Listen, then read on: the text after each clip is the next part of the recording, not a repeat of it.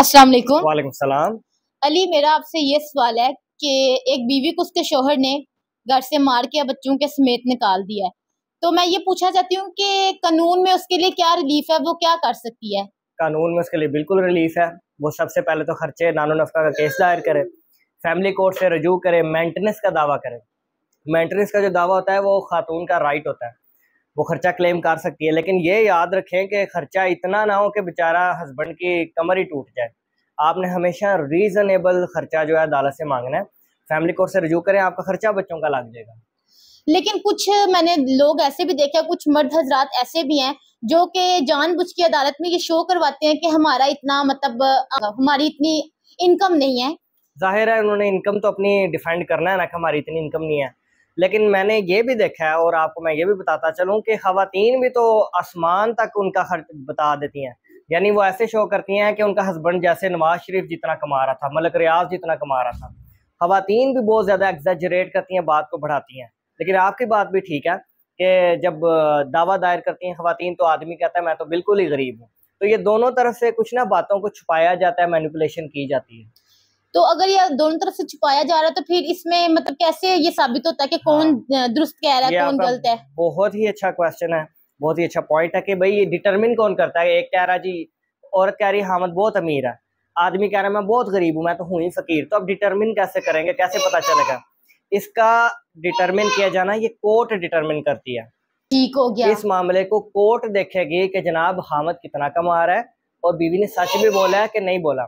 अब जो फाइल होती है ना कोर्ट के अंदर, जिसमें एविडेंसेस हैं, सारी रसीदात लगी हैं, सैलरी स्लिप लगी है, वो कोर्ट ट्रायल के दौरान, जिरा के दौरान, शहादतों के दौरान जो सारी चीज़ें सामने आई होती हैं उनको डिटरमिन कर लेती है। और कोर्ट का एक्सपीरियंस भी होता है, जज का एक्सपीरियंस भी और इल्म भी होता है। वो पता चल जाता है कि शोहर कितना कमा रहा है, वो सारा पता चल जाता है। और औरत को उसके हक के हिसाब से आदमी से फिर पैसे लेके दिए जाते हैं। मैं एक और सवाल भी कई दिनों से सोच रही थी कि ये जो हम खर्चा देते हैं, ये खर्चा बच्चों को मिलता है, अलग मिलता है, या बीवी को अलग मिलता है, या एक ही खर्चा होता है दोनों बीवी और बच्चों के लिए? बेसिकली तो ये अलग अलग कॉज ऑफ एक्शन है कि जो बीवी है उसका अलग खर्चा बनता है और बच्चों का अलग खर्चा बनता है। लेकिन कानून के अंदर एक गुंजाइश दे दी गई है कि आप सारे खर्चे इकट्ठे ही मांग सकते हैं। बीवी और बच्चे एक ही दावे के अंदर सारे मिल के अपना खर्चा मांग सकते हैं। लेकिन यहाँ मैं ये बता दूं कि बच्चों का जो खर्च होगा वो पहले ही लग जाता है इंटरिम अबूरी। बीवी का खर्च नहीं लगता। बीवी का खर्च लगता है केस के डिसीजन के बाद, कि अगर बीवी फर्मा बरदार साबित होगी कि ये खुद घर छोड़ के नहीं गई, इसे वाकई निकाला गया, फिर बीवी का भी खर्चा लग जाएगा। लेकिन अगर साबित हो गया कि ये नाफरमान है, घर छोड़ के गई है, डिसोबीडियंट वाइफ है, फिर खर्चा नहीं लगेगा, बीवी को हाथ धोना पड़ेगा खर्च से, सिर्फ बच्चों का लगेगा। और बच्चों के खर्च से आप इनकारी हो ही नहीं सकते। ठीक हो गया।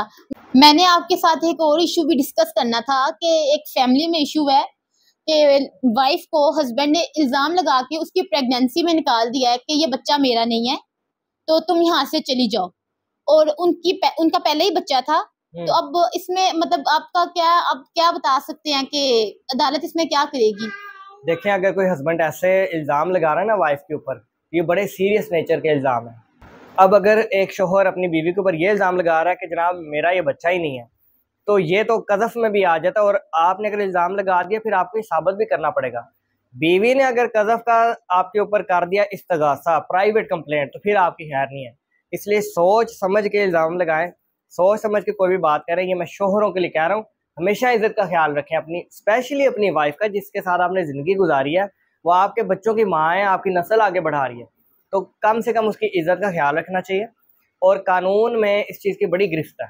और मेरा ये भी सवाल है कि कानून में वो जो बच्चा जो अभी पैदा नहीं हुआ, उस प्रेगनेंसी के 9 माह का खर्चा और उसके बाद के बच्चे की जितनी उसकी उम्र है, 2 साल 3 साल, तब तक का खर्चा शोहर के अदालत वापस लेकर देगी शोहर से? जी बिल्कुल। अगर एक बच्चा पैदा भी नहीं हुआ तो वो उसका खर्चा भी मिलेगा। और अगर डिलीवरी एक्सपेंसेस भी शोहर ने नहीं दिए बच्चे की पैदाइश के, अस्पताल पे जो खर्चा आया, या अगर उसकी किसी और तरीके से बर्थ हुई है, जितने भी चार्जेस हैं वो हस्बैंड ही अदा करेगा, हस्बैंड की ही रिस्पॉन्सिबिलिटी है।